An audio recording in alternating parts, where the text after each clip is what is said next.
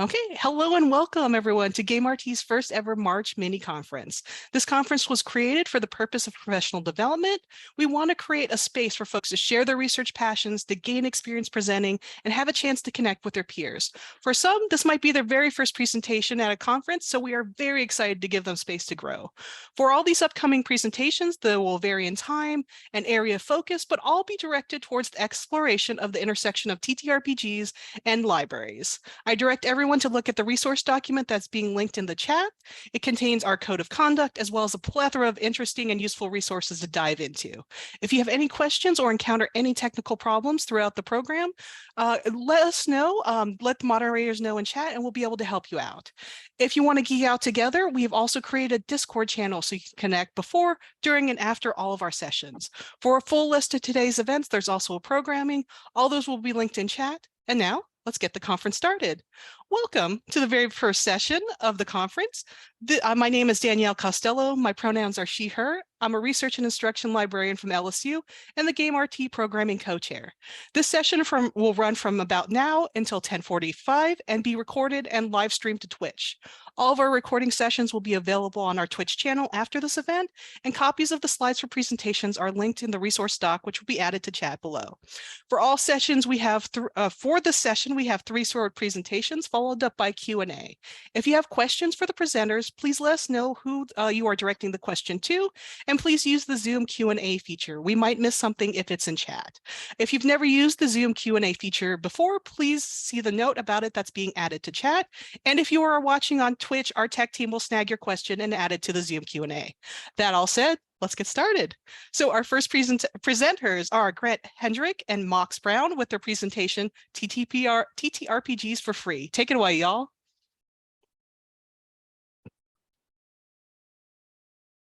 Hi, folks. How's it going?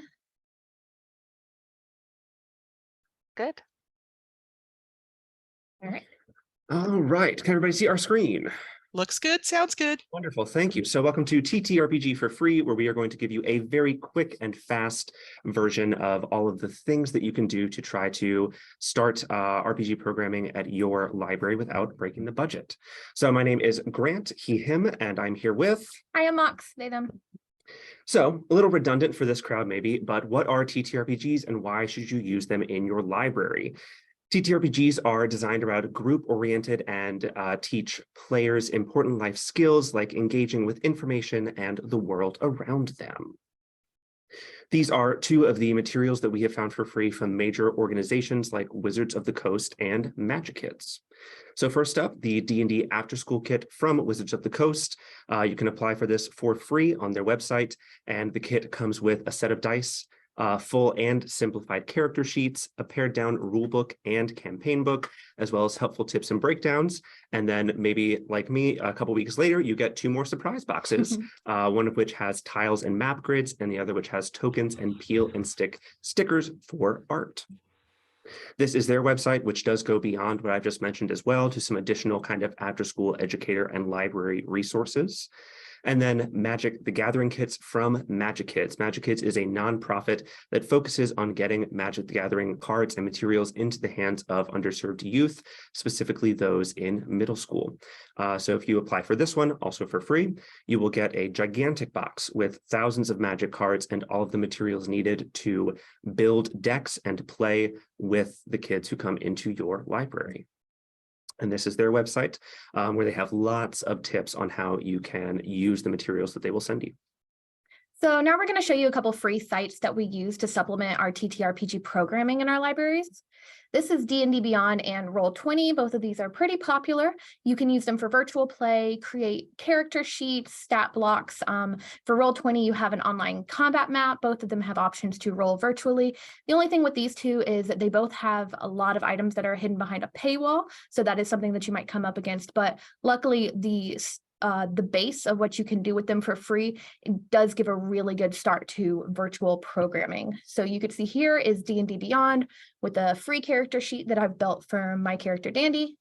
And then this is Roll20, where you can see that I've made a very rudimentary map and have done some dice rolling over the side virtually.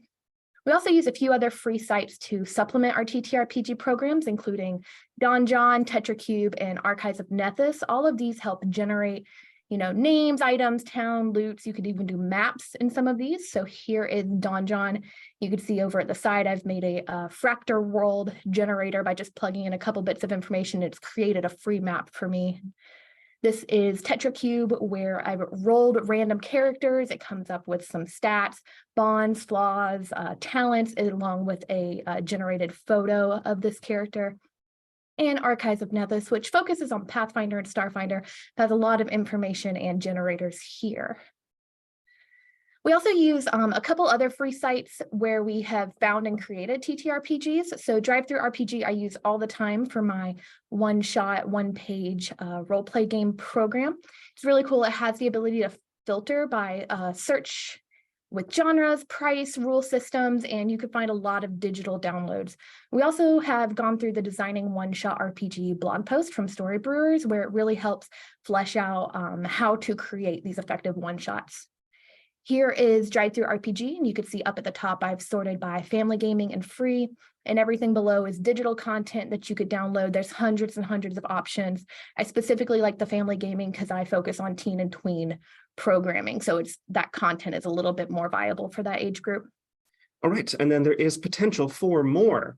So one of the great things that you can do through the ALA is apply for the ALA Game On Grant, where you can be awarded up to $500 for gaming materials in your library. You have to write the grant and kind of flesh out what materials you would want and how you would use them. But it is a great opportunity to get more than just kind of the free online resources and get some physical stuff in your building. And then try partnering with your local gaming stores. They want to get out into the community just as much as you do, and they are a great way to bring expertise and materials into your building. So I know that was extremely quick, but don't worry, the links and the slides will be available after. And again, my name is Grant. I'm Mox. And we will see you guys at the Q&A. Excellent. Thank you both so very much for that. And now for our second presentation by Emma Fish, Cozy Critters, the Benefits of Animal-Themed TTRPGs. Take it away, Emma. Excellent. Let me get my slides shared here.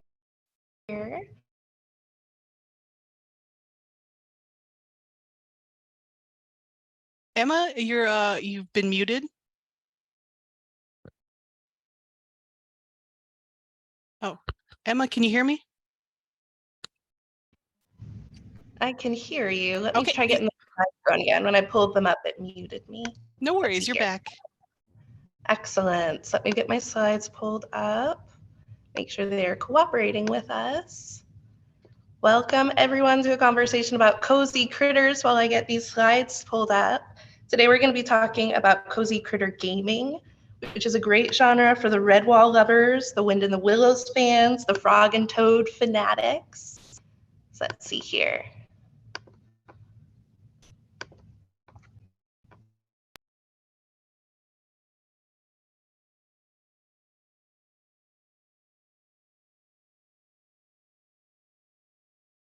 Okay. You're good to go now. Okay, perfect. So we're going to go through what a cozy game is, how it can work in a library setting, and which games I would recommend in this style today. My name is Emma, she, her, and I've been working in the library and book world for about 10 years, playing RPGs for about 25. As part of my current position, I lead game programming in a library setting, as well as doing acquisitions and collection management for board games at a rural library. So let's view my show. So cozy gaming is a genre that has really boomed post-pandemic in all realms of gaming, but has gotten attention in the most high-profile way in video games. Cozy video games are traditionally low stakes. They often take place in fantasy or quasi-fantasy settings, and they focus on growth and development over combat and conquering. You may know popular examples such as Animal Crossing or Stardew Valley. So TTRPGs have carved out their own place in this cozy genre, and my favorite facet of it is cozy critters. These are games that focus on anthropomorphic player characters.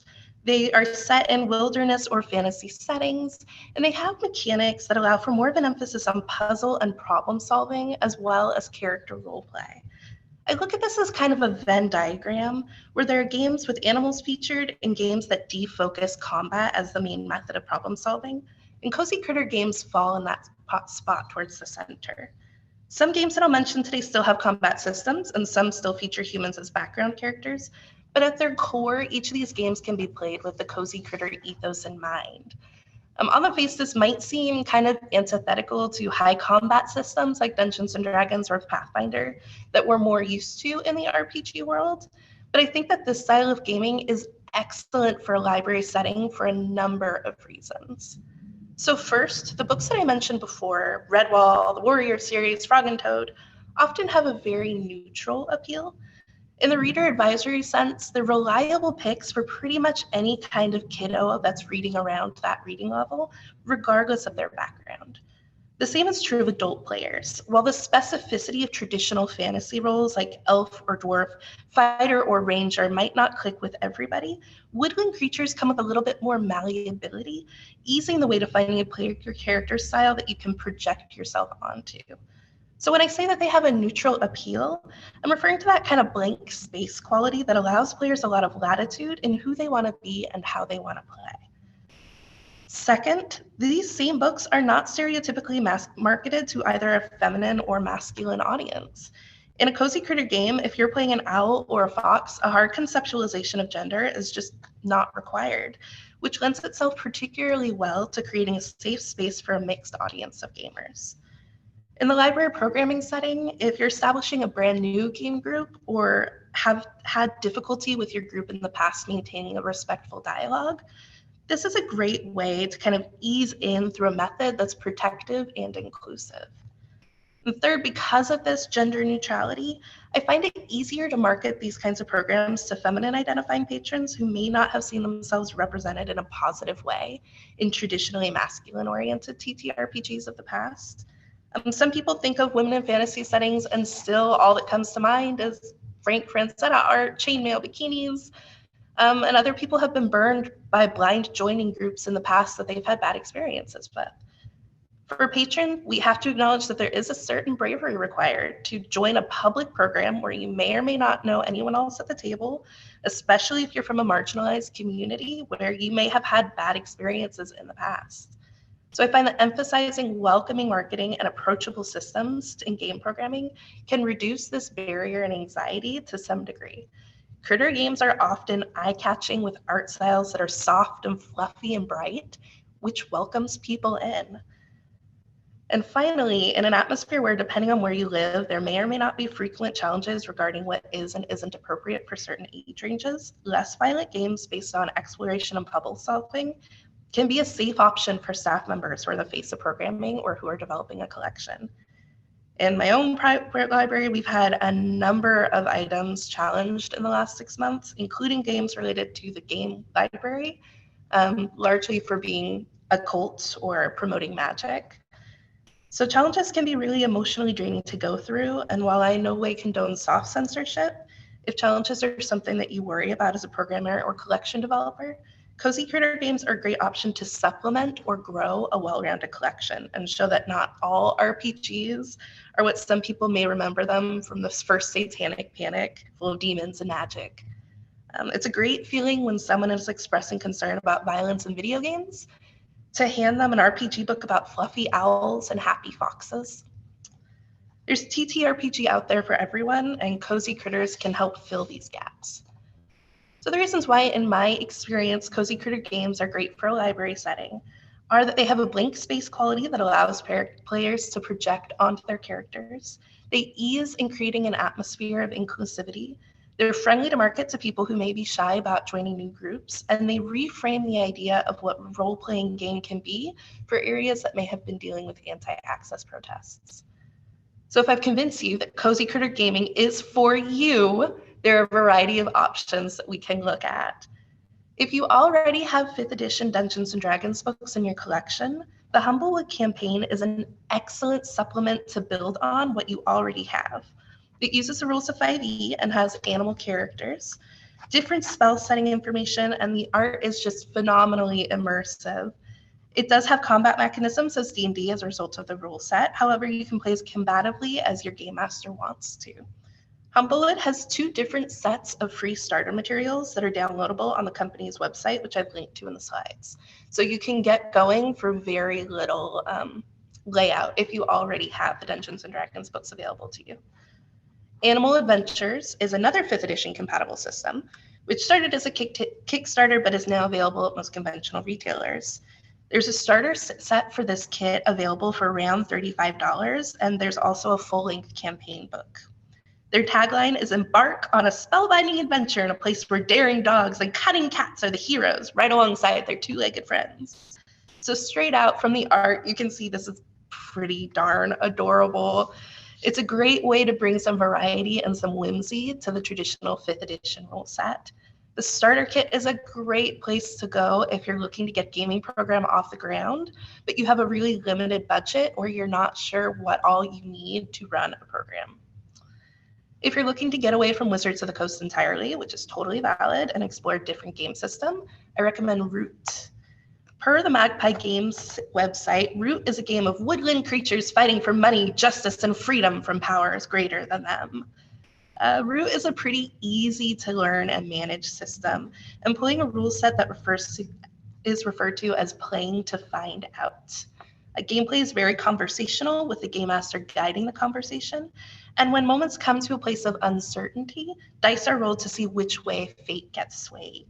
Root has a budget-friendly startup guide available online. I have a physical copy of it because they've released it for free RPG Day, and there are a number of supplements that are also available for $4 to $5 that form the free RPG Day program. Root is a great option if you're looking to host a TTRPG, but the idea of leading as a game master is really intimidating to you. There isn't a lot of math or hard rules to enforce, so you're mostly just gently helping to guide the narrative.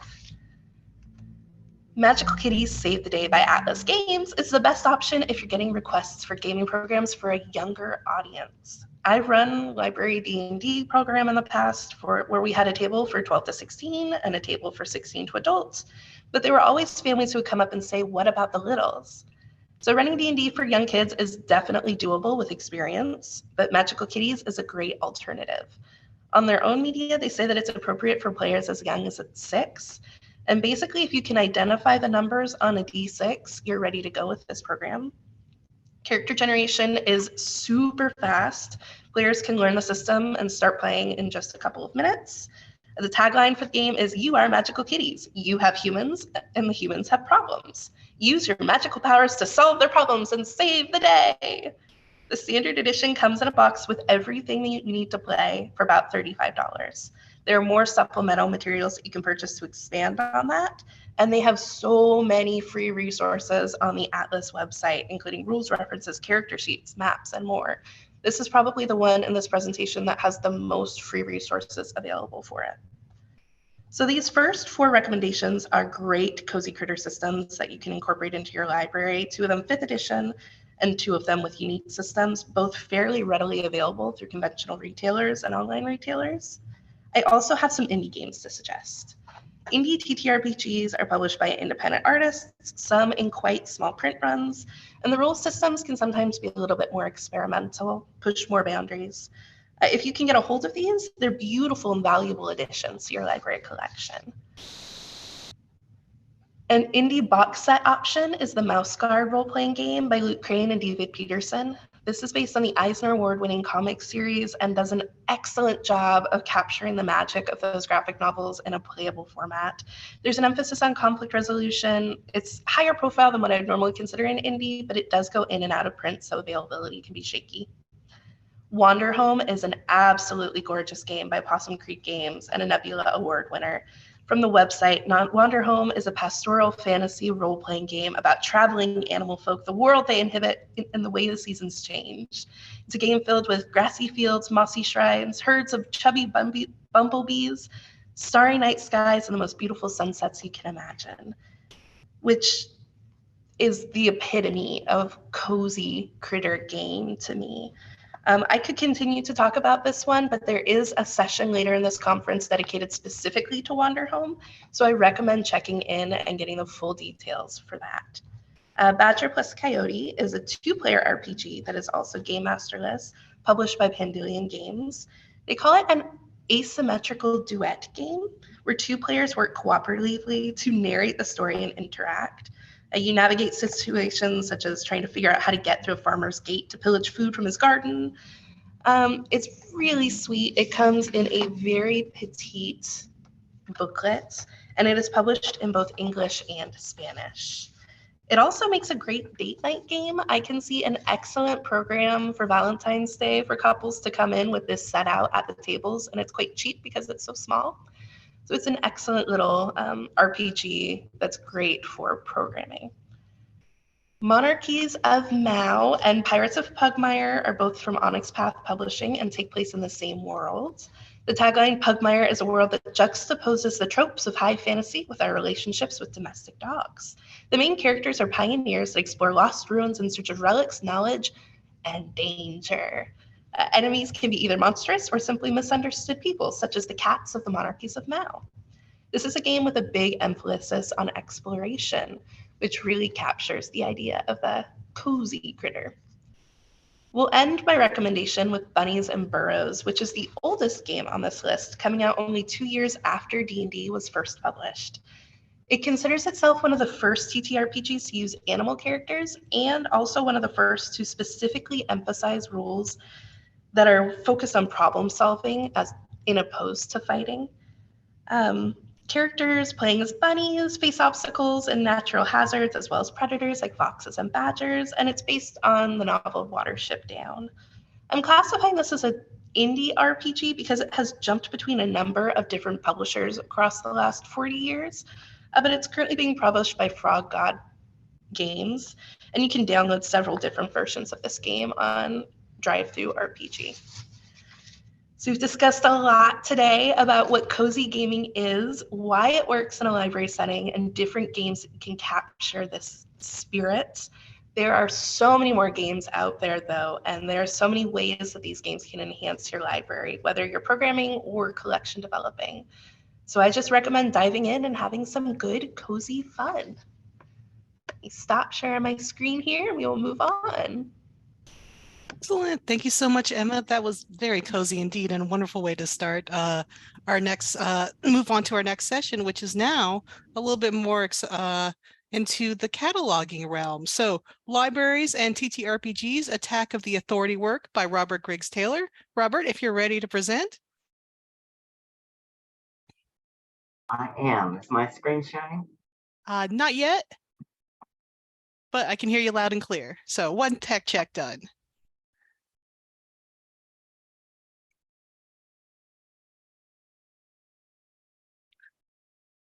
There we go. Brilliant. You're good to go. Hello, everyone. My name is Robert Griggs Taylor. My pronouns are they, them. And my presentation today is on one of the terrible foes facing libraries who want to collect, manage, and describe tabletop role-playing games. Authority work. Now, as a cataloger, when I sit down to describe a resource, I'm trying to help my potential end user accomplish several goals, right? The International Federation of Library Associations and Institutions, IFLA, produced a library reference manual that we refer to as IFLA LRM. So if you ever hear catalogers throwing that term around, it's just a big name for a library reference manual. And that's what I like to use to help me frame what my primary user is trying to accomplish whenever they go into a catalog. So they've identified our primary user tasks as find, identify, select, obtain, and explore. So how do gamers find games? I know that when I take the item in front of me, whether it's a game or a book, I'm trying to describe it in a record so that they can identify enough meaningful context to decide if they then want to select that item.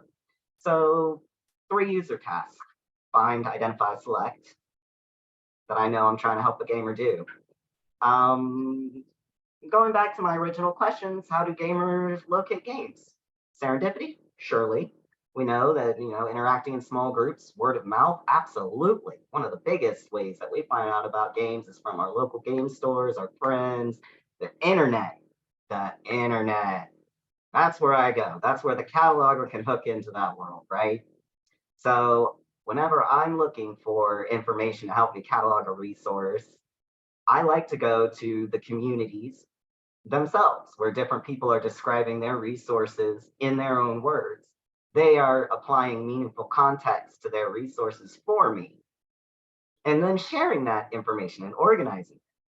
So what information do gamers consider critical to know about a game? Tabletop games can be challenging for that reason. For one thing, many people don't necessarily know the language of tabletop role-playing games, or TTRPGs. So where do you go to start learning? And when I want to hook into a community, I look for community-created wikis and forums. I was about to say, awesome adventure. Not yet. We're not there yet. Here we go. So this is a screenshot of RPG Geek, and this is a screenshot for the tabletop role-playing game 10 Candles, which I'm a huge fan of. It's an atmospheric horror game by Stephen Dewey. And so if you've got an experience with Board Game Geek, RPG Geek is a lot like it. And it's, I believe, by the same people. Any improvements you see out of Board Game Geek, you will see them filtering into RPG Geek later on, because, you know, time process and priorities. But RPG Geek is a database of community-generated data, which is the most important thing. It's a large amount of tabletop role-playing game information of all kinds. It's any user can go in and, like Wikipedia, generate an item record that displays in a library-like OPAC. The only thing that this record is missing is a shelf location and a call number. And it's got everything that our library displays to our users, including authorities. Each of those hyperlinks is a controlled vocabulary. These users have defined for themselves the controlled vocabulary that is important to their groups: artists, genre, category, mechanics. All of these are things that we also capture in our library environments through our controlled vocabulary. And these controlled terms allow searchers to not only make an informed decision about the resource that is being described and being shown to them, but they can also discuss, and this is really the cool thing about linked data and controlled vocabulary, it's the ability to then go beyond just this initial item record, right? You've got your one item and your one thing in front of you, but how are you going to find something related to it? Not only that, how do you decide out of everything else that you can find on the internet that this is the one you want to take home to your game group? We have defined in our rules, or in our areas, the things that are important for us to know, and given ourselves a mechanism to then discover more games just like those that we then want to take home and introduce to our groups or into our libraries. So each of these provides a necessary conflict and nuance to our item records, or our bibliographic records, because these are, of course, higher level than just item records. Any of our WEMI people out there were on the upper level. So we want this in our catalogs, right? We want everyone to be able to click and tell that that Stephen King is that Stephen King, that Stephen Dewey did that game, and isn't that Stephen Dewey over there? Or once you get into, honestly, authority work's another large problem for comics and graphic novels as well, because designers, stencilers, and it's the same for board games. All of our artists, all of the gorgeous artwork, we want them to be able to have their stuff out there and properly attributed to them. So Robbie, the LC mummy, that was completely by accident. I did not name this mummy after me. It was already in the design thing, and I was like, you know what? That's too funny not to keep. So authority work, like I said, is our huge challenge. And the Library of Congress is one of our biggest controllers of vocabulary. It's one of the ones we use the most. It's one of the ones we'll keep using the most, I'm sure. So I'm going to focus our authority work journey on, on the solutions that anybody, even non-catalogers, can do to contribute to the solution to this problem. But we're just going to focus on the Library of Congress. Before I move on, though, I did want to briefly mention we do have a tabletop controlled vocabulary that was put together by the University of North Texas, and it's called Genre Terms for Tabletop Games. It is linked in the presentation, so once the slides are available, you'll be able to, all the links. I have all the links for y'all, don't worry. And it's a gorgeous vocabulary for genre terms. There's also the Homosaurus for LGBTQ plus terms. There are vocabularies out there for all kinds of uses that are not just the Library of Congress. But I'm going to break down our main ones because they do our standard job for us that also you see in RPG Geek's controlled settings as well, or linked settings as well. So let's go over our the main powers of Robbie the LC Mummy. There is NAF, which is our name authority record, right? That is searchable at authorities.loc.gov, and it's the vocabulary we use to control people, corporations, title series. If you want to see Exploding Kittens authority record, go to authorities.loc.gov. I'm pretty happy with it. I liked it. It could be better. The NAF also controls title series and corporations. And so that in that vocabulary, you can find an authority record for Lewis Carroll as a name authority record, and you will also find subject headings in the name authority record database. It's not just for names. You will find the control record for authorized version of Lewis Carroll's Adventures in Wonderland, and you will see that it's called a subject heading. So if you're using the NAF, be aware that there are two kinds of vocabularies in there. Title series are bolded because if any of my catalogers out there want to get trained in NACO to do the work of actually putting these things in OCLC and contributing them to the Library of Congress, title series authority work takes extra training. That's just something to be aware of. So another one of our controlled vocabularies that we use in our bibliographics records right now that we can be using for tabletop role-playing games is the genre form terms, or LCGFT. That does what it says on the box. It's genre form terms. If we could get into deeper conversations about that in another time. Another one is the LCDGT, the demographic group terms, and this has 11 broad categories of terms, and there are rules for that. One thing I want to mention, anybody, and I mean anybody, can go out there and read the training on how to put these records together. They are publicly available by the Library of Congress, and I have linked them later in here. So even if you are not a cataloger, if you know the information and you want to contribute it, there is a method for doing that. So LCDGT, in this 11 categories of broad terms, we have age group, educational level, ethnic cultural group, gender, language, medical, psychological, and disability group, national regional group, occupation field of activity group, religious group, sexual orientation group, and social group. LCSH, our good old familiar subject headings. Lots of us are pretty familiar with that. I just wanted to put all of these together in a sheet. All of these are our Library of Congress. They all do different things, and they all serve a different purpose, and they all are used differently. And we need to be mindful of what purposes they serve when we're using them in our fields. All right, so RPG Geek has the same information that we can be putting into our LC Mummy. And some of it's a little clearer than others, right? So if we're talking about Library of Congress, NACO, name authority files with our little person image, in RPG Geek, that's pretty clearly our creator, our artists, our publisher. You can also do representative expressions like our authorized canonical version of Lewis Carroll's Alice's Adventures in Wonderland. You could do a record as well in our name authority records for the representative expression or the canonical version of 10 Candles, whatever I'm gonna guess for that it would probably be the print version, the soft cover, but I would have to look at that. a little further in order to determine that.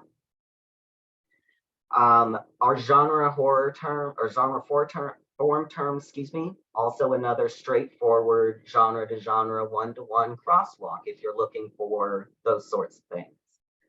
Where it kind of starts to get tricky is in our mechanics. And that's some incredibly important contextual information for us. Like board games and RPGs are both things we want to know. Am I using a Jenga tower? Do I need paper and pencil? Do I need a D20? Do I need some D6? What am I working with? Is it a GM-less game? How many players? This is where we need to come together as our community and be looking at our vocabularies, how they're working, and how we can make them work. Because the space is there in the catalog. And I'll talk a little further about that in a minute. But it's dicey about here. That information is there in RPG Geek, and it's sourced in a way that I think we can consider definitive and authorized for our community. That's something we would have to agree on. It's hard to decide who says what vocabulary means to different people. I pick RPG Geek for the very reason that it is a community-based area where there's a mechanism theoretically where if something is a problematic term, it's going to eventually get fixed. And it's not being kept by one person or individual. And again, that's a nuanced situation that could be absolutely and should be a continuing discussion in our community. But you know, the vocabularies, they're there. We gotta really look at them. So how do we defeat this villain, right? I love collaboration. It's my favorite word. It's my favorite thing. And to start off with, the research is what we know. We are the players. We are the ones contributing to these shared systems. We are contributing to these shared data sources. And that training documentation is freely accessible. If you want to know how to format it, and you've got that little bit of extra brain space, you can find that online, and you could make a friend in cataloging, make a friend in tech services who's got the training, and be like, look, you don't even have to do it. I will send you the information you need to put together. I'll put the record together for you. You just type it in. I got you. You know, make a friend in tech services. My fellow catalogers, 2 arms. The training is there. Go look at it. Go do it. Make a friend in technical services who's further along than you and get them to mentor you. Get them to get you training. Speaking of my non-tech services people, use the word interdepartmental collaboration. 1 minute, Robert. Time? 1 minute. Thank you. All right, I'm almost done. Funnel. NACO funnels are, and I think that we should, looking for group, speaking of, create our own. So a bunch of catalogers can get together, a bunch of people who are in the program and can do this. They can get together and they can be like, we are only going to establish terms for this demographic, for this group, for this project. There's one for arts, I believe. There could be one for tabletop games, for role-playing games.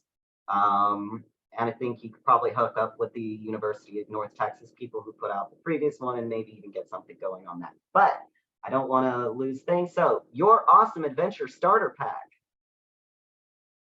If you want to link to the NACO, SACO, PCC, which is the group that overheads the training for this, NACO funnels. Here's a list of funnels. Find the organizer, email them. I know a funnel organizer here in Georgia. If you're a Georgia catalog, even if you're not a Georgia cataloger, you want to join the funnel, contact me. I'll put you in touch with them. My information is in the program stuff. Name authority file, if you want to access that, authorities.lsc.gov. MARC standards, this is important. MARC standards, bib formats, and OCLC bib formats say the same thing, but they do 2 different things. For my tech people, if you want to know what a bibliographic record tag says, if you want to know what 520 means, you can go to one of those 2 websites. It'll tell you what it means. But OCLC will tell you if it's controllable in OCLC or not, which is important. If you cannot control the authorized field, it doesn't link to anything. Thank you for your time. I am done. Thank you, Robert. You got it under in. And thank you all presenters. So we are at the session, Q&A portion of the session. You can come back, Robert. just drop the slide, where we're going to be discussing any questions that the audience might have, as well as questions that I will come up because I'm very interested and excited about all your ideas. So to start, question for Emma. I missed the name, but I work in middle and high school with middle and high schoolers. Have you seen success with animal RPGs with ages between 12 and 18? Yes. So with that age range, sometimes it's about 50-50. Either they've already got Dungeons and Dragons experience and they're trying to get their friends in, trying to grab them. In that case, very much I would veer towards Humblewood. The art is a little bit less childish for kids that are, or teens that are looking to really bite into the D&D or TTRPG world. If you're going more towards the middle schoolers or you have a table of beginners, their starter kits are quite cheap, sometimes free. They have everything you need, and it goes very quickly. The teach is very fast, and there's a lot of shenanigan that can take place, which is perfect for that age range, that just gripping into the TTRPG world. Oh, I adore shenanigans. Thank you so much for sharing. And Grant Mox, on free things, what's your kind of process for finding free resources for your library? Yeah, so I run a one-shot, one-page group for my teens and tweens and young adults. And honestly, like Grant Howitt has 10,000 one-page one-offs that he's done. So I use a lot of his work, but honestly, Reddit is a really great resource. I found some really good, just like homemade campaigns. One is called Here There Be Dragons that my kids absolutely love. And it's just a guy on Reddit wanted a game he could play with his coworkers within an hour for their lunch. And so he's shared all of that documentation for free. There's a ton of people who want people to be playing games that'll share their stuff freely. Yeah, when I first started my TTRPG journey, there was a lot of Googling to see, like, how can I do this without spending personal money on this? Mhm. And I did also end up on Reddit all the time, where people had created all these forums, and then other folks had like made Google Drives full of free PDFs of things and things like that. I do love that we're in a hobby that already has a community that's like, yes, thank you. We're going to look really, really good as librarians. Excellent. And now for Robert, a question about systems, e.g. PBTA, FIT-D, 5e.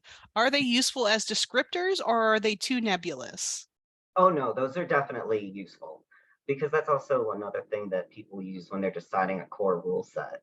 A D&D person knows if they want 5e or something before them. So that's an addition statement. That's 250 in the bibliographic record. I'm the programming's one. I'll believe you. Excellent. And so I'm for gonna say it's 250. 250. Okay. Then to Emma. So when you're doing cozy critter kinds of games, do you also add kind of any extra elements like coloring or like cosplay or any kinds of fun things to get them into the mood for coziness? No, but I love that. I will often do playlists. We will have different images shared. A lot of the time, the art for Cozy Critters kind of speaks for itself in advertisement. It's a very visual and very easy to connect to art style in many of these games. And so just having that out and having those images up is often enough to get us where we're going. But playlists of the fun fantasy music, all that good stuff. Excellent. And then for Grant and Mox. Oh, wait. Oh, another one popped in, so it can't be just from my head. Back to Emma, sorry. Have you done map-based games like Beak, Feather, and Bone? It has coloring. I've used it as a base for roots. So tweens build the forest using BFB. That sounds fabulous. I haven't explored that myself, but I would love to see that incorporated. Excellent. Now back to Grant and Mox. Is there a particular favorite? Because I always have a trouble with kind of theater of the mind. Some like I love it, I'm into it, but a lot of my players are kind of confused and sometimes get a little bit muddled in the action. Is there a favorite kind of free map builders or free resources to kind of conceptualize the area of play? For map builders and area of play, I have used, and now I can't think of the name of it. I will add it to the resource doc, but they have a range of free stuff to pay what you can to specifically priced packs. And it all has this kind of like watercolor style to it, where they have maps and character tokens that are in the same style. And so I think I have like 10 that I basically just kind of swap in and out, like a forest, a dungeon, a castle, seascape, things like that. But I did kind of lean more towards theater of the mind, simply for simplicity's sake, and not trying to have too many pieces going while also teaching everyone how to play the game. And never underestimate what you can draw with some color pencils and a plain piece of paper. You know, it doesn't have to be super detailed. One of the games I mentioned earlier, Here There Be Dragons, your map is whatever the beast is. So sometimes they're fighting a 50-foot teddy bear. So the map is just a drawing of a teddy bear and they're actually moving the characters on that. And you could draw that, you know, with a color pencil in about 3 seconds. So do you often find that there are free resources attached to kind of projects that are like would be pay later, like they have free options to kind of get you excited and interested into the pay models? Yeah, that drive-through RPG site that I shared with everyone, under that free filter, a lot of them are just free standalone, but then there are a good amount that are like, here's some free supplements to, you know, 5e, or here's some free supplements to Pathfinder. So it's something that if you had that paid material, you could also get more of those extras for free and kind of add on to it. Excellent. And now one to Robert. The idea of community and kind of coming up together with the same vocabulary, I love it and I adore it for a community. Is there a place for publishers to give us information, or do you think it should be more community driven, that we describe how these documents and TTRPGs are for our purposes? I honestly consider publishers part of the community. I feel like they have a word. Honestly, they create their own pages on RPG Geek and Board Game Geek. Like artists have their own pages. So as long as, no, I think they have a space in it. Excellent. And then, and if anybody would like to add any questions, we have about 10-ish minutes still for Q&A, and I would love to dive more deeply into things. I'm very excited just to take this over and have all my question answered, but please, audience, add more. Emma, so in the field of kind of a lot of different genre fics, so I've been seeing cozy fantasy, cozy mystery, now cozy TTRPGs, and it seems to have come very recently and after, you know, kind of horrible events in the world. Do you think there's connection to that, or is it just in general a building of we want just more in this genre in our lives? I think that it's probably a little bit of both. The first place that I can say I heard the term cozy in that way is often cozy mysteries, which have been around since Agatha Christie. In the last 10 years, we've heard them referred that way as such. Mysteries with, you know, amateur detectives, not necessarily these warrior police officers, that are more bloodless, that are more about problem solving and detecting mystery. And I think that in the pandemic, when a lot of people were cocooned in at home, a lot of the hobbies that we saw pop up were getting back to more pastoral things. Sourdough baking craze hit me hard. So I think that we all have a little bit of, we had a refocus from an industrialization perspective to this very little bit more cottagey game style. And we're seeing that mindset that we all kind of collectively came into travel out to our media now as well a little bit more. On that, I think that we've also embraced more of the virtual kind of offerings that we have to do TTRPGs, Zoom, Discord. So Grant and Mox, is there a favorite free virtual resource for people who are still in hybrid land, who want to offer different options virtually? What do you think would be kind of a solid choice? I think if you had to choose one, I would say Discord. I think the organizational aspects that you can do in there are fantastic. For my home game, I basically put everything in there, like any NPC they meet, any enemy they meet, current things they need to know, magical items they find, all that kind of stuff. I put it in there, and that way they also have like a database that they can go back and refer to. And that's what we use for our video chat channels and voice channels and all that kind of stuff. So that would probably be my number one. And with Discord, you could share your screen just like you can do in Zoom. So you can, if you're the GM, you could have your map there. And one really cool thing about Discord is you could have channels that are specific to specific people. So sometimes if you want to share a secret to maybe this part of the party that's separated from this other part of the party, you get a little bit more information, then you can do that more effectively than you could if you were in person and you're like, hey, you know, it gives that opportunity to really build each section more thoroughly. Excellent.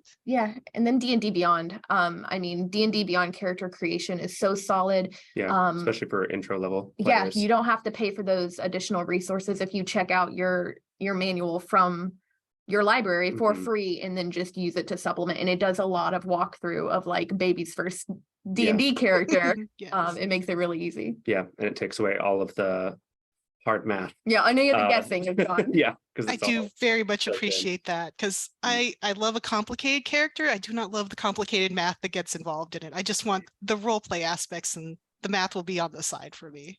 Robert, I got a question on how would you catalog free? Where would that live in? Like, so we've been talking about free games. Where does that live in the land of cataloging descriptors?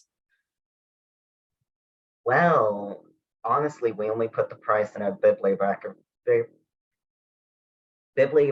record for inventory control purposes. So as far as I'm concerned, as a cataloger, the price doesn't mean anything. The circulation policies are really what often dictates, and gifting policies and inventory control policies are often what end up dictating what I have to include in item level records more than anything else. But as far as descriptive cataloging is concerned, that's just an interesting thing to note. Because I've been mulling with the idea, because sometimes we have on itch.io particularly, it has free games, but it's free with the kind of understanding that also if you can donate to this person, that would be awesome. Thank you. And I wonder from all of you, because it incorporates, you know, cozy games, a little bit of cataloging, a little bit of free. What are your thoughts about getting games that aren't just open source and open like for everybody to play, but also like the author would like to and the dev would like to be compensated, hopefully? May I go ahead and take that first? Yeah. I think it's the access providing that's the problem with it. Like if we want to make something electronic more easily accessible, then it's a conversation with the publisher and the author. It's a rights issue and a copyrights issue. But if they are, like you will find with a lot of indie people who are like, I don't care, just play the game. We can also make our systems work that. We just have to have the policies in place and have honest conversations. I know, just like as a personal note, if it's me buying something for my personal life and my personal gaming, I do like to, you know, help out the author and that publisher. But if it's for, in my mind, if it's for a library program, like Rob was saying, a lot of them just want those games to be played. Also with that, like if you were to find grant money or something like that, that could be a way to be able to give back to those creators, especially like if you went for the ALA Game On grant, you could get so many things with $500 if you just went for indie publishers and really make their day. Excellent. And Emma, do you have any thoughts on it? A lot of our games that we play, because I'm collection development, are in our collection. So we've purchased them with library budgets. There has been some purchase at some point, and then they're getting played in-house. So I think that helps. But most of the people that I listed list a lot of free resources on their website that they want people to be using. They want you to use these free startup guides so that you then buy the full game. So this, I think, a lot of the time plays as kind of a taster at the library. And I actually want to reinforce that, because I think that you will find a lot of people don't mind having it in their library once they realize it does turn around into further sales for them. Mhm. Yeah, I've always thought that making sure to link back to the actual work and say, here's who we're using, here's all the ways you can find them, all the places. And I usually, when I'm doing this kind of thing, like if I grab like Capybara Capers, for example, I'll buy it personally and then we'll play. Like I own the source book and then bring back the sheets and then be like, if you would like to play it, here's all the information too. All right. I would say the other thing that stops people from cataloging free resources is time. Then question from Ruth, does anyone think of creating a gamer for life, like lifelong readers, as part of the mission of the library? I didn't until I read Ruth's comment, and now I do. Excellent. Thank you, chat. And we are close to the end of time, so I'm going to let this moment be open to all of y'all. Whatever kind of, stop it, timer. Whatever last kind of thoughts you want to give everybody away with, or any kind of plugs, please go forth. Emma, we can start with you, Grant, and Mox, and then Robert. I would just say, plugging in with what Grant and Mox were saying, there are so many free resources on publisher websites as well. If you have a game that you want to play and you're not sure you can afford the full system, check out the publisher website. See if they have free RPG Day materials or downloadable materials. It might be a great place to get started. And if you are intimidated because you've never been a DM, a GM before, a lot of these games are really simple. They involve, 1d6. The rules are spelled out for you. If you roll this, then this. If you roll this, then this. And so I know when I first started, I had never DM'd before, and it really made me nervous. So I just want to give everybody, if you're interested in doing this at your library, feel encouraged. You've got this. You can do this. Yeah, definitely. If you're new to TTRPGs or like being on the GM side, start small, start simple, learn a couple of like the really indie, simple one-page things to kind of get your footing. And then you can kind of build from there to what interest your community has. Because like your community might not be interested in diving all the way into D&D or Pathfinder or something like that. That might be too involved. So meet them where they are, and also don't push yourself too far. There was one summer where I pushed myself way too hard to do homebrew stuff for like a 5-week thing, and it ate a lot more time than I anticipated it would. So kind of know your limits and don't push too far. You got this. That's perfect, because I just want to say collaboration. Make a friend with a tired cataloger, and dream work makes the team work. I can't think of a more perfect ending. Teamwork Thank makes the you dream all work. so much for your teamwork in making this beautiful session happen. We are going to take a quick break as we switch over to the next session. So everybody can pop into the Discord or pop into the Twitch chat to hang out while we move that along. Thank you all so much for your efforts and your time and coming here and talking with us today. Alrighty, we're going to switch now. Bye, everyone.